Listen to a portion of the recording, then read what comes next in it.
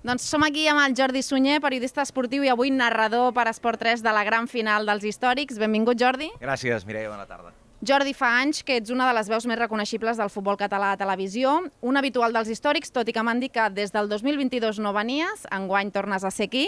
Volem saber, primer, la teva experiència als històrics com a periodista i com a seguidor del futbol català. Sempre bona. Normalment em toca retransmetre les finals, per tant la resta del torneig la puc seguir com a espectador, altres anys he pogut venir més dies, altres anys, com és el cas d'aquest, no tant i vinc directament a la final, però és un torneig molt ben organitzat, això en tots els aspectes, des de l'aspecte visual, gràfic, al voltant del camp, com a nivell del funcionament de la competició, el sorteig, etc etc. És un torneig que ve de gust seguir. Després la final sempre és una final, sempre ve de gust perquè és un partit que hi ha un trofeu en joc, que hi ha igualtat, que pot haver-hi penals amb tot el que això comporta i és dels partits que ve de gust fer, sens dubte.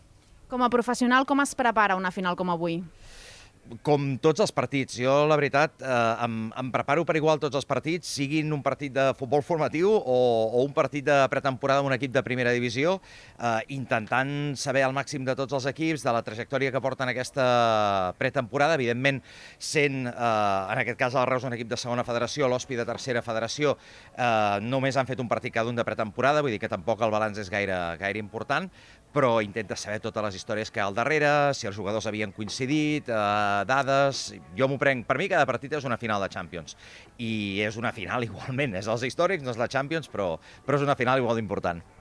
Com veus la salut del futbol català? Ara, molt millor, això hi he reflexionat, molt millor, curiosament, que quan vam coincidir a TV3 i jo feia el Futbolcat, perquè en aquell moment tenies la sensació d'estar picant molta pedra i de donar visibilitat a la segona B, a la tercera. Jo recordo quan anàvem a cobrir els derbis a Europa Sant Andreu d'aquella època que havien fet alguna història, havien fet reportatges i el que fos, i no hi havia manera.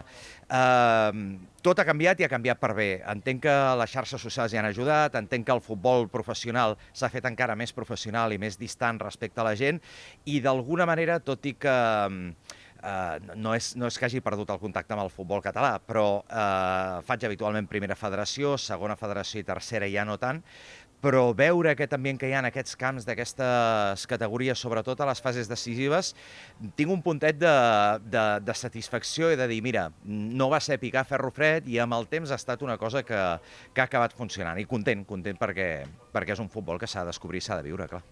Si m'haguessis de definir en una, dos, tres paraules, una frase, què significa els històrics per a tu a nivell emocional, sentimental o professional?